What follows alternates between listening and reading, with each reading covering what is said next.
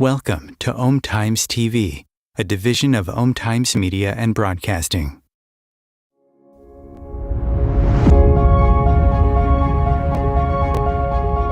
Welcome to Ascending with Venus Kasselberg, a space where we explore the journey of spiritual awakening, expanding your consciousness and raising your frequency to create a whole new world. We'll dive into the possibilities that open up when you choose to follow the whispers and trust your inner knowing. Each episode is designed to guide you in expanding your awareness, tuning into your intuition, and discovering the magic of your life every day. We'll talk about living aligned with your soul's purpose, going beyond limitations, and creating a life and a world worth celebrating. You are here to embrace who you truly are and step into the infinite potential that's waiting for you.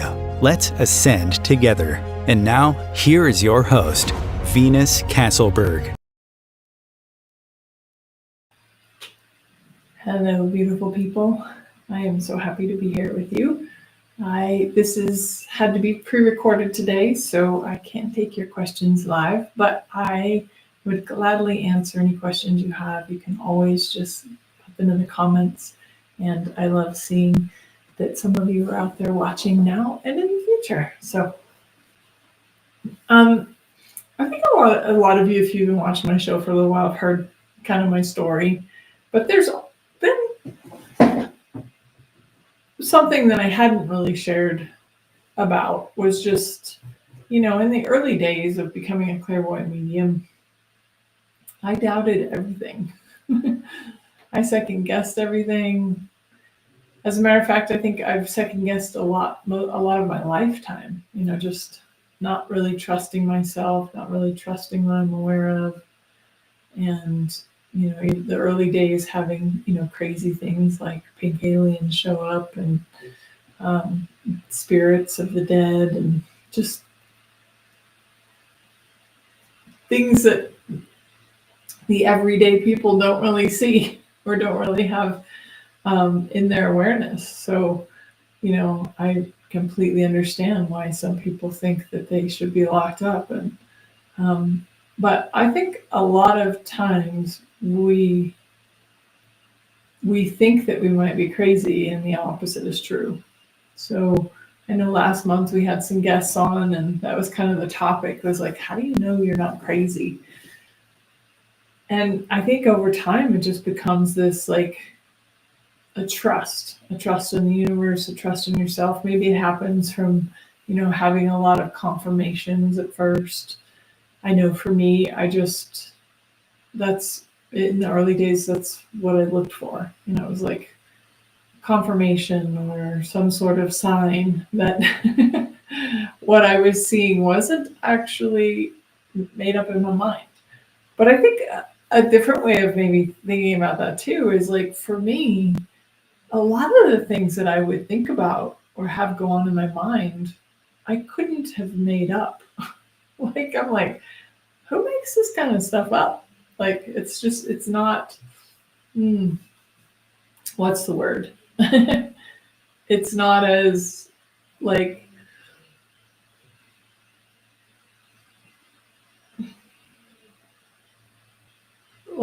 if we're looking at something and we're thinking, oh, I must have made this up, it actually diminishes the magic, diminishes the miracle of it, right? So I do talk about this a lot, but it's just such a big topic, especially in this world. Like, there's so much judgment going on out there, right? Like, there's wars still being fought over judgment, religion, and somebody has to be right and somebody has to be wrong. And that judgment it's not creating anything. Well, yeah, I guess it is creating something. It's creating a mess. It's creating, fighting over what, right? Can't everybody have their own points of view? So I guess I just wanted to get on here and talk to a little bit about like how in the early days I did doubt everything, and I did think that maybe I was going crazy, but at the same time, this is interesting to recognize now. At the same time, I was also really excited, like because I knew that there was something else out there, and I really wanted to know that death wasn't the end, and that when people died, like when my dad died, and it took me 10 years to get over the grief of my dad because it wasn't a clairvoyant medium at the time. So I didn't know life goes on. I had only had what I had been taught by religion and peers and parents and grandparents. It's like that, death was the end, and you either went to heaven or you went to hell, and good luck. So, funny story, I used to go to Bible camp for kids when I was a kid, and I loved camp. Camp was a lot of fun, but we had chapel twice a day, twice, if I recall. Yeah, it was twice a day. And I started going. I went for the first time when I was 6 years old, right? And when I was 6 years old, I got saved, right? So they told me that if I didn't get saved, I was going to hell, and so I needed to get saved. So as a impressionable little 6-year-old, of course I got saved. I was like, yeah, sign me up. I don't want to go to hell. That sounds awful. Maybe some of you can relate. And then that was kind of young to go to camp, so I think I didn't go to camp again until I was 11 or something like that. Or maybe I went when I was 8 and 11. I skipped a year or two in there. But when I was 11, I was going to chapel again twice a day, and they again instilling this fear in me was like, I'm gonna go to hell if I'm not saved. And I was like, I think I was saved last time I was here, but I don't know. It might not have taken. So I got saved again. Just in case, because I don't want to go to hell. So, there's all these, I guess I share that story because it's like there's all these beliefs about what's right and wrong, good and bad, and that after you die, you're going to either heaven or hell based on whether you're saved. So fast forward till when I was 18, and my dad died. And my dad loved the outdoors, and he really loved me, but he didn't really like people all that much. And he could be kind of a jerk sometimes. I even remember one time being in a grocery store with him, and we were in a hurry. We were on our way to something, and he was in a hurry, and so we were checking out, and the woman, you're supposed to like count out the money and the change, and and he was like, it's okay, I trust you. He didn't even say I trust you, but he said, it's okay, you don't have to count it. We're in a hurry. But she still had to count it out, right? And then he just grabbed the dollar bills and like went like this, and then the change went everywhere. So he could be a little bit of a jerk.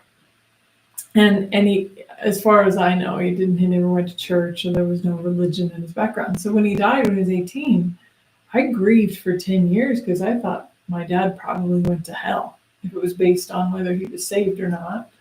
And if he was a nice person or not, and I was like, so having that like really eat away at me, and just like every time I think about my dad, I'd cry because I'd be like he's burning in hell. I personally, I'm not here to change anybody's religion today, but I personally don't believe that there's a heaven and a hell, just because of my experiences with the afterlife now. But that having that grief, and then when I was 30, becoming a clairvoyant medium, I really believe I got that gift because it helped me heal from the grief that I was experiencing about my dad, because I realized when I could start seeing spirits, I realized death wasn't the end. It was death of the body, but the spirit still goes on. And so since then, I've had some very close people to me pass away, and I get to get visits, and when my grandmother died, really special woman. I've shared her story before, I think. No, maybe I haven't. My grandmother her family used to hide Jews in their basement. And there is a reason for this, these stories, but so their family, were during World War II, used to hide Jews in their basement. And my grandmother was really kind of this silver lining to every cloud, very positive person, just saw the good in everyone and everything. And that really rubbed off on me. It showed me that there really is something good in everything.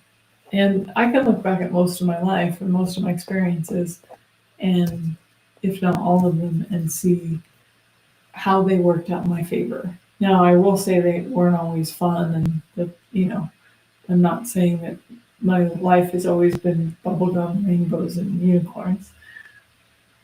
But you can make it bubblegum, rainbows, and unicorns. So doubt is judgment, right? And if we are looking at okay, something's happening. Maybe something's happening in your life that, isn't that great. Like when I lost my grandma, right? But she came to visit me immediately. And when she was alive, she would run her fingers through my hair. And when she died, I knew she died. And then she came in spirit, and I was curled up on my couch or chair or something like that. And she was running her energetic fingers through my hair. It was beautiful, right? So I've had enough of those sorts of confirmations for myself and for others that I don't really doubt what I'm perceiving or seeing or feeling. But I know that can be a slippery slope, right? Because a lot of us don't want to be that different, don't want to be that weird. I sure didn't. I did not want to be the crazy lady. I didn't want to be the one that stood out. Now I'm just like, I tell all my stories. You get to hear a lot of them.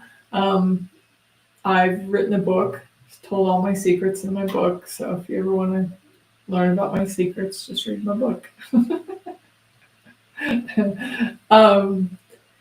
It's called Here to Forever, Finally Free to Be Me, because I know somebody out there just went, what's the name of the book?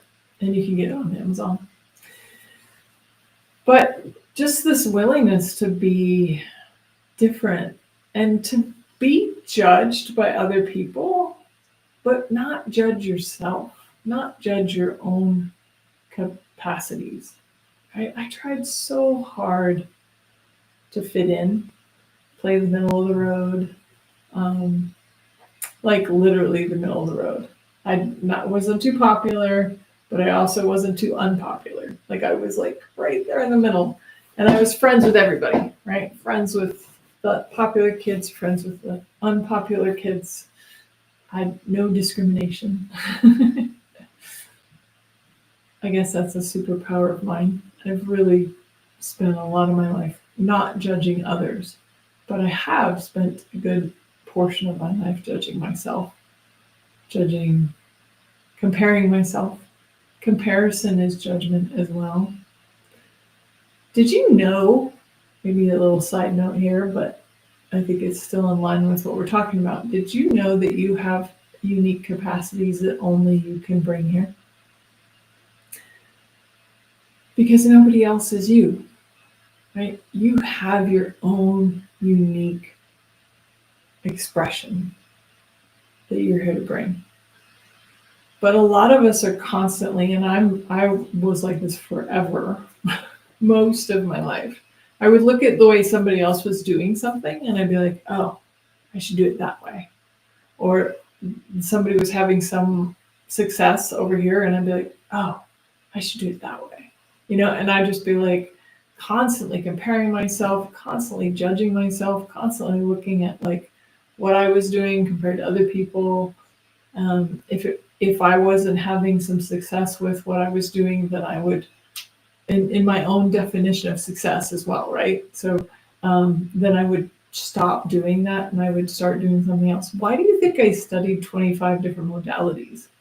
It wasn't just so that I could better myself, although that did happen, fortunately, because the hundreds of thousands of dollars that I spent at least that helped me better myself.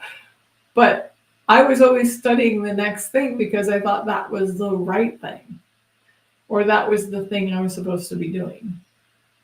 Like, talk about, I don't know if you guys know what the word polymath means, but a polymath is another way of saying a jack of all trades in the spiritual realm, like somebody who knows a lot of spiritual trades.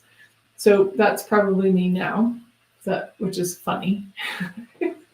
Because I made myself wrong for not making up my mind what I wanted to do, feeling like I was supposed to find the one thing that I was supposed to do, and do that. And I'll do one thing for a little while, and then I'll be like, I want to do something different. And so I'll go create something different. Because I just like to do different things. Like, I like to explore. I like to explore spiritual world. I like to explore the world. I like to travel. I like to try. I've tried lots of different relationships. Read my book, find out all about it. Or don't. I don't care. But it's funny because the book was really about like how much I looked for the one relationship that was gonna make me feel whole, perfect, and complete. And how much I've looked for the one modality to make me whole, perfect, and complete.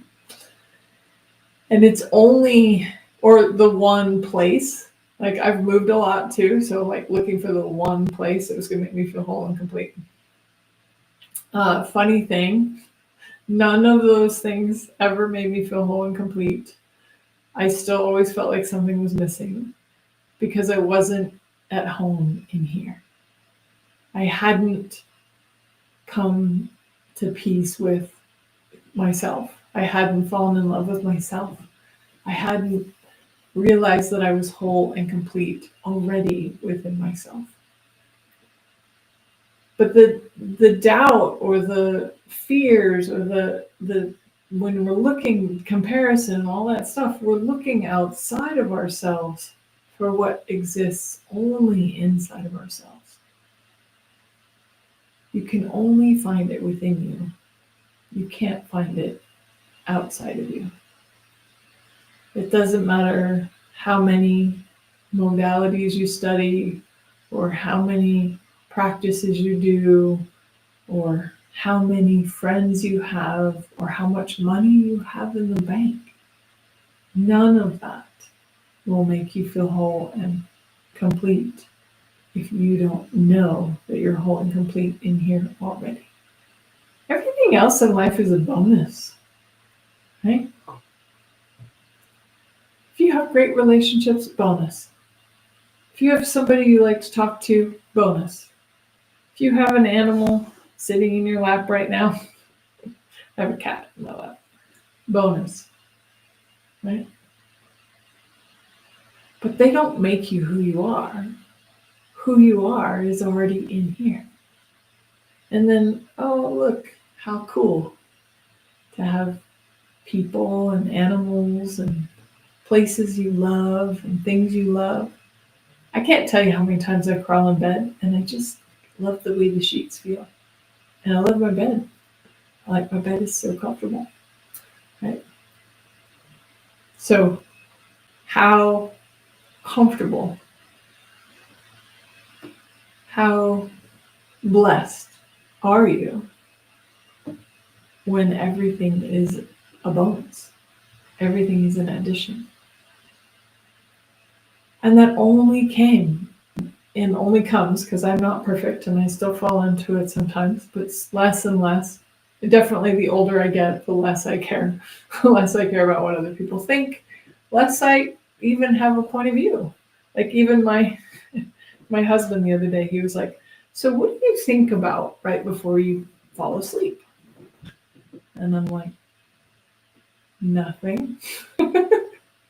He's like, what? I'm like, my mind nowadays is mostly blank, like most of the time. And if there's something on my mind, then I'm usually saying what's on my mind.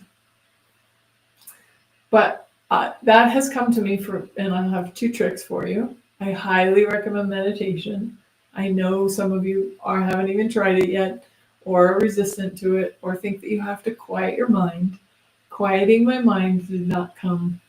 I used to meditate for 1 to 2 hours every single day for 5 years in my shaman studies. And it was only after the 5 years, or towards the end of the 5 years, that I started to have space and quiet. So meditation, you can get there, but sometimes that takes time, right? So that's why we do guided visualizations, because then you're not following your monkey mind and we can just be guided through meditation. But the other tool that has been such a gift to me is called Access Consciousness, the bars. And I have seen whole lives change in 1 session or 2. I get my bars run and run bars probably 3 to 4 times a week. So very often, but that's just me because my husband runs bars and we can trade. But it's so good. My mom calls it a brain colonic. It's just so good at just getting all the junk out, like emptying the mind, like letting us relax. What if life didn't have to be about pressure and have-tos and comparisons and competition, right? And it was only about like, how can you make your life even better? How can you have a more quiet mind? How can you relax and let go? How can you find wholeness and completeness within you? It sure doesn't happen when we're judging anything. We're judging the messages we're receiving, judging the messages we're not receiving, judging. So a great example is like last year. Last year was a massive creative year for me. I created a ton of programs and products in our shop. I taught a few different rounds of Psychic University. It was a very productive, creative year. And I love to create. So it was awesome. But then when the programs that were live that ended on December 15th, guess what? It became quiet. Well, it almost became like crickets. It was that quiet. I was like, whoa, wait, what happened, right? But there was nothing to create. There was nothing to do. There was just being. Right? But I had like a little bit of like doubt and anxiety, like not anxiety. I don't really experience anxiety much, but just doubt, kind of like, or, and then wondering, well, am I on the right path? Do I need to change path? Like, what does this mean? So I still run into stuff like that, right? But the message I just got was just relax. Just enjoy it. Enjoy not having this massive creation time, because you're about to enter into a new phase. And the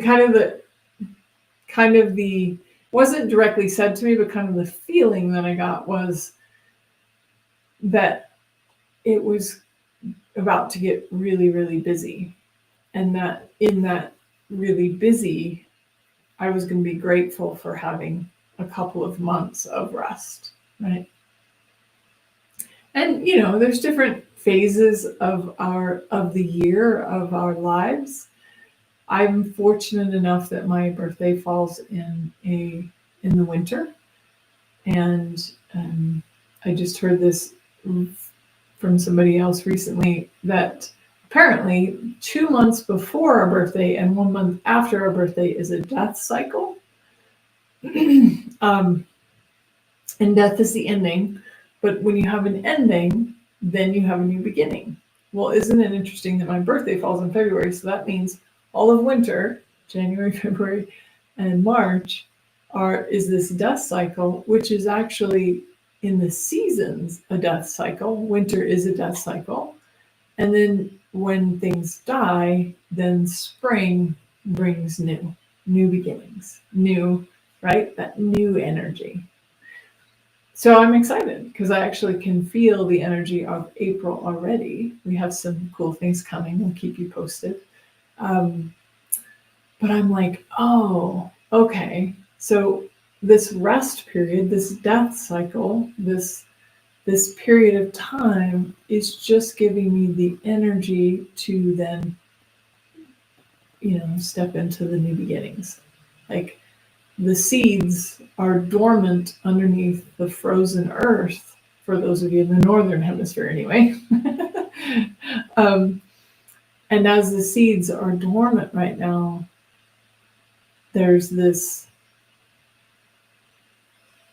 when the air is like getting a little bit warmer, and it's like it's almost like there's this like they're not quite growing yet, but there's this little like hum, like they're humming, and they're like, we're about to hit spring, and then we can sprout.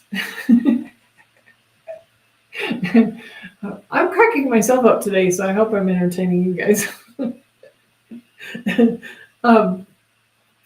But anyway, like I shared that because I think that it's just so easy to be like, things aren't going the way that I want them to go in my life.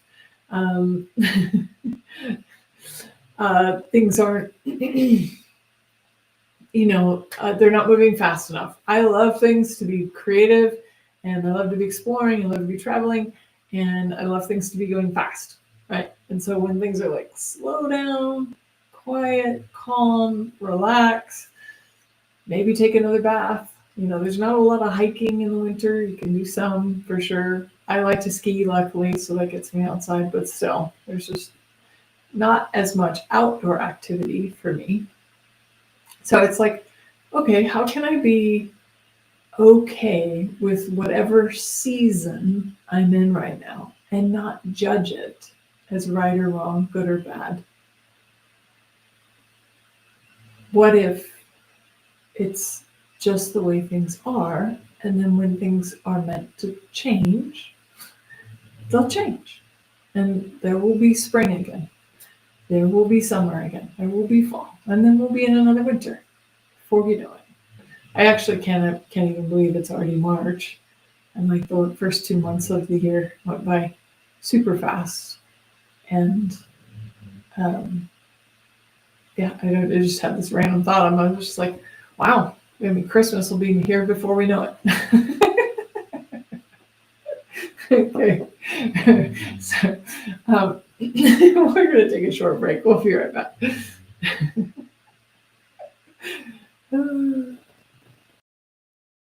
Om Times TV. Imagine becoming a super influencer. Reinvent yourself, invest in your brand, and then manifest your success with a robust spheric approach. Om Times Media and Broadcasting offers a unique and multifaceted way to become the spiritual and conscious influencer you deserve to be by putting your message across our powerful platform with its proven record of integrity and excellence. Through our produced shows, Om Times offers the opportunity to become a social media TV personality, a radio show host, an Om Times magazine columnist, and a syndicated podcaster, all in one shot. By live streaming your show on Om Times TV and broadcasting it across the extensive Om Times radio and TV networks, you become more than a host. You become an ambassador and a force for positive change. Om Times. Open yourself to the possibilities. If I could be you, and you could be me for just 1 hour. If we could find a way to get inside each other's minds. Walk a mile in my shoes. Walk a mile in my shoes. Well, before you abuse, criticize, and accuse, walk a mile in my shoes. Welcome forward, everyone. Thank you again for being here, watching now and in the future.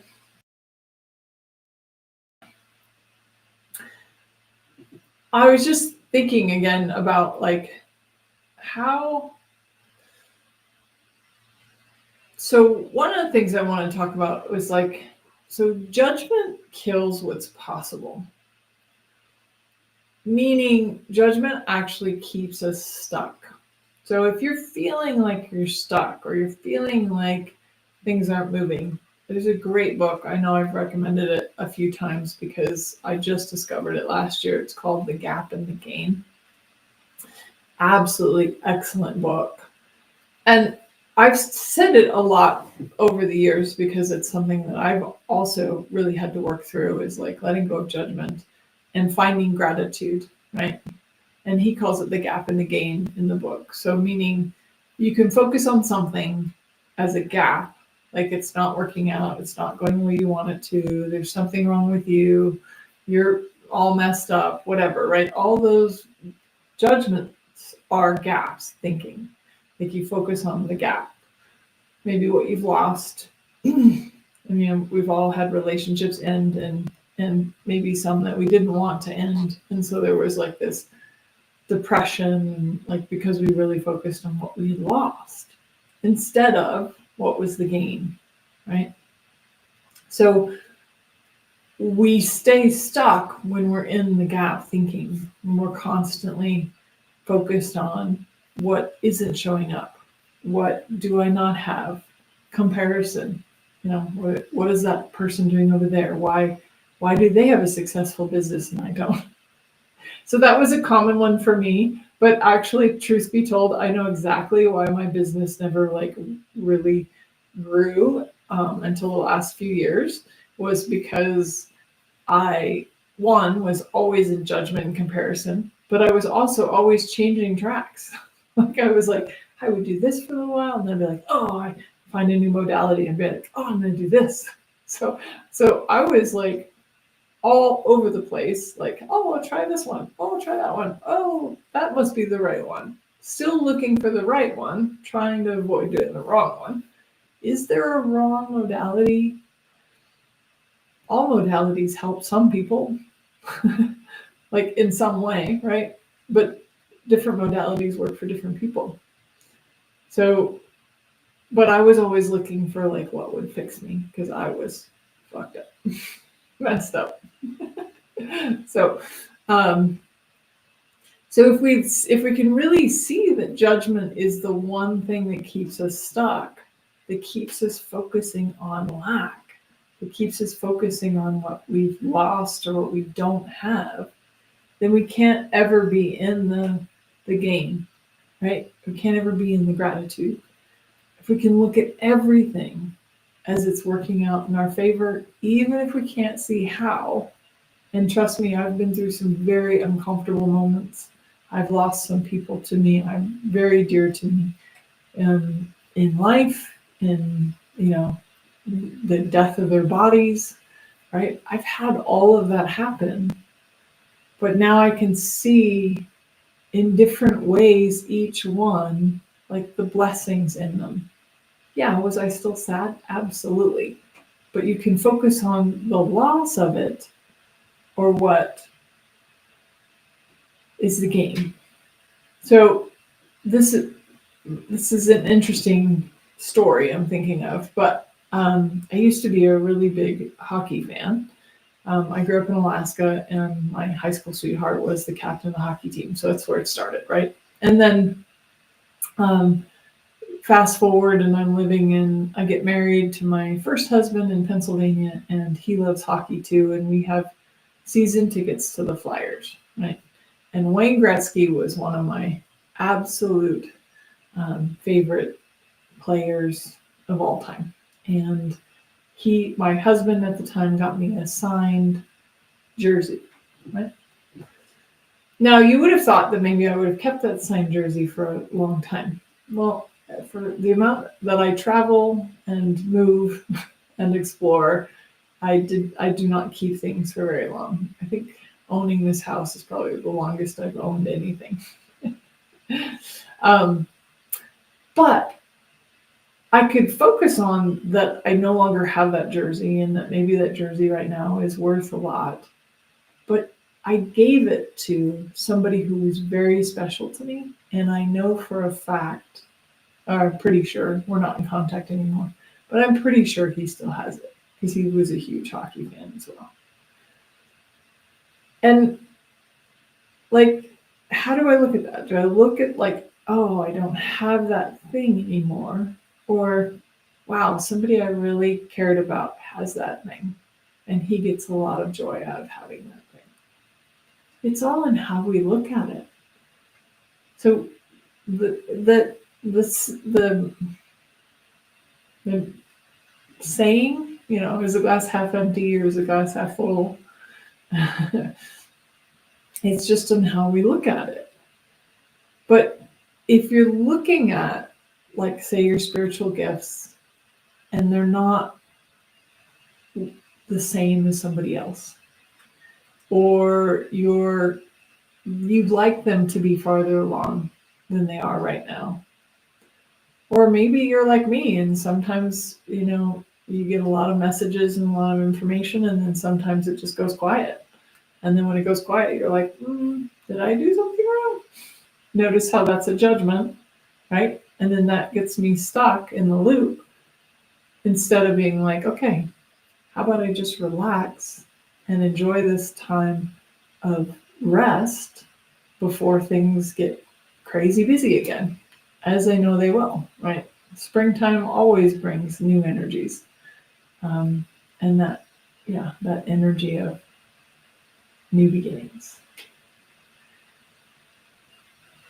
So if we can start to see wherever we are in our lives right now as a gift, even if it's uncomfortable and even if it's not where we want to be, then we also allow for that to change quicker. So judgment will keep us stuck, whereas gratitude, or looking at the gains, or will start the energy moving, and you'll get unstuck a lot quicker. So with that, judgment's a tricky one, and doubt, because it comes in lots of different ways, right? The doubt, the comparison, like all the things I already talked about.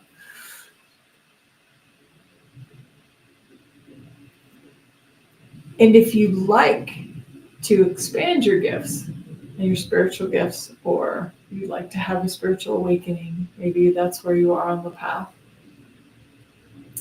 It does come down to learning to trust what you're perceiving, what you know, what you're seeing, right? But it's between you and you. I think that's the other tricky part, is a lot of people think that because I'm seeing spirits, I now need to go tell everybody I'm seeing spirits. Or I've had people say they got visited by Jesus, or visited by the devil even. Like, there's lots of visitors, right? But is that story something that everybody needs to hear, or is that something that's really just for you, right? You don't need to tell everybody your truth. That's actually not necessarily a kindness, right? Now, you can. There's nothing wrong if you decide to tell everybody your truth. That's up to you. But like, maybe ask a question to yourself before you share your story with somebody. Can this person hear it? Can this person receive it? Will it be a contribution to them? Or is this just for me, just for fun, right? It may be just for you, just for fun, right? Whatever messages you're getting might be just for you. I channel the collective, and for a long time, that was just for me, right? It wasn't something that I did for other people, and, but now we're going to be doing a column in Old Times Magazine, so stay tuned. I think that's really exciting. But we don't, like, we tend to get information or get something and then we give it back to people. And the only reason why I'm saying maybe don't do that, or maybe ask a question before you do that, is because if you tell somebody that judges you, that thinks you're wrong, that then you buy their point of view and now you're stuck again because you're stuck in their judgment. You're not stuck in your judgment at first, but it becomes your judgment because they have a point of view about, oh, you're crazy, or that, that couldn't be possible, or whatever their points of view are, right? Gary Douglas used to astral travel. So if you don't know what astral travel is like your spirit leaves your body, usually at night when you go to sleep, and go somewhere. Well, he would literally leave his body and go into the living room and watch television, watch with his parents. He wanted to watch television, but because his mom said he had to go to bed, his spirit would get up and go watch television. So, and then he told his mom, "Oh, Mom, I watch TV with you and Dad at night." And his mom said, "You can't do that." And then guess what happened? He believed her because he was young and impressionable, and she had a judgment. And then he could no longer astral project after that because he believed what she said, right? So that's the other reason why you just want to be careful of who you tell, because you want people that would be excited for you and believe you and supportive and encourage you and be I am so grateful to those of you out there who are parents, who, when your children come to you and say that they see fairies and they see beings without bodies, that you encourage them and tell them that's so cool. That is such a gift, because kids are that's where we shut down most of our stuff early on. We all have these capacities we come in with, and then somewhere we buy the judgments or points of view of somebody else, and then suddenly we can't see them anymore. I work with people now trying to open up their sight again that had it when they were young, but they shut it down for one reason or the other, right?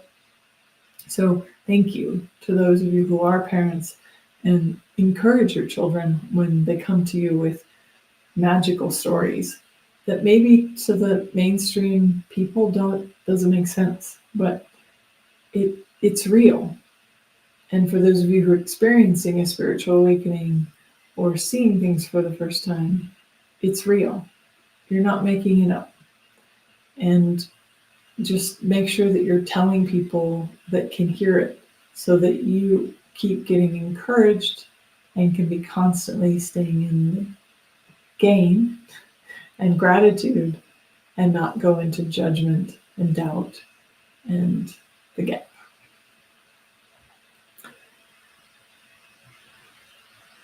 And that will also really shift your awareness of who you really are, right? Focusing on what you're grateful for, about what you can do, who you are, your capacities, your gifts, right?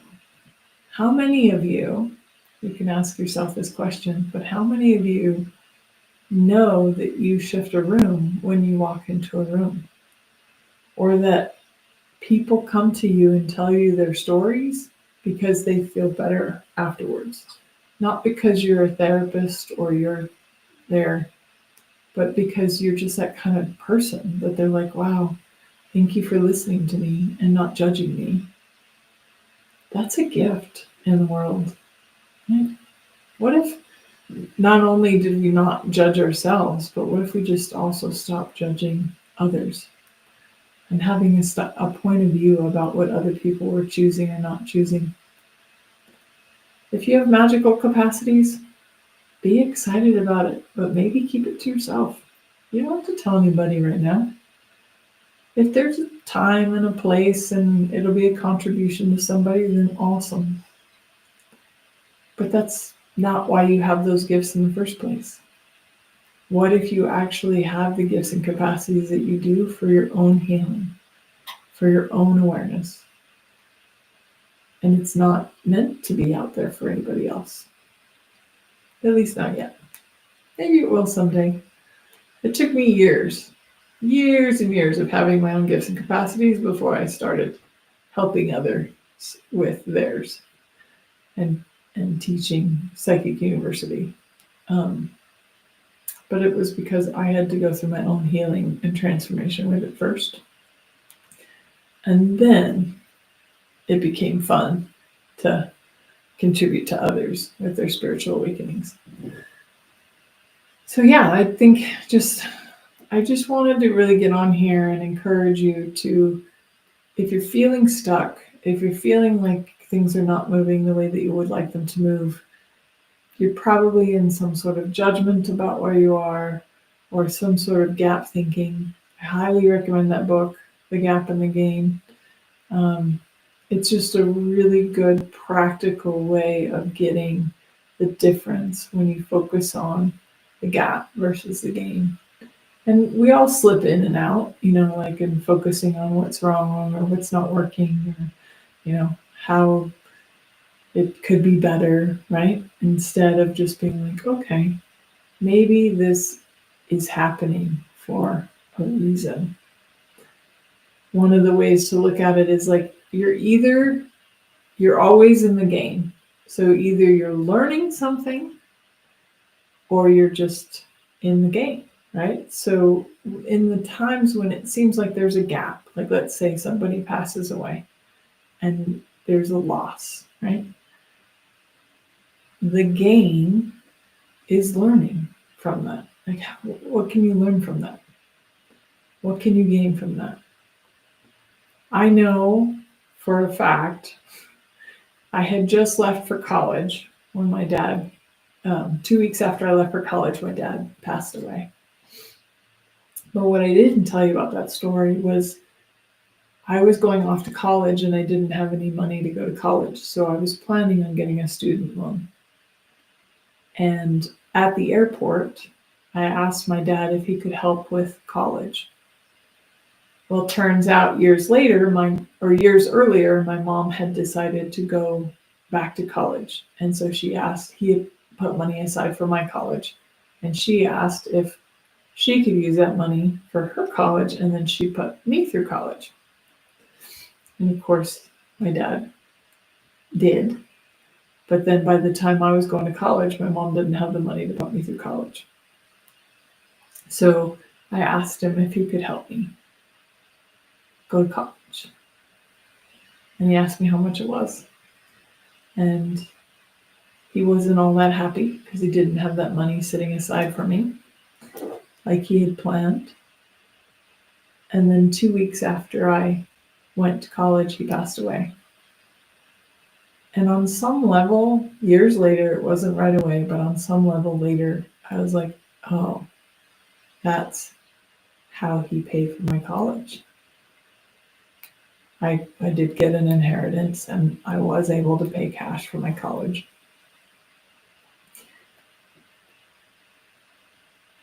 So, yeah, it was hard. And yeah, it was sad. I grieved for a very long time. But I'm grateful now because he really did set me up financially to not be in debt to college for years and years, right? So, and then I even got married young, and so he also paid for the wedding. So, thanks, Dad. So, but I can look back now and be like, okay, that was a gain.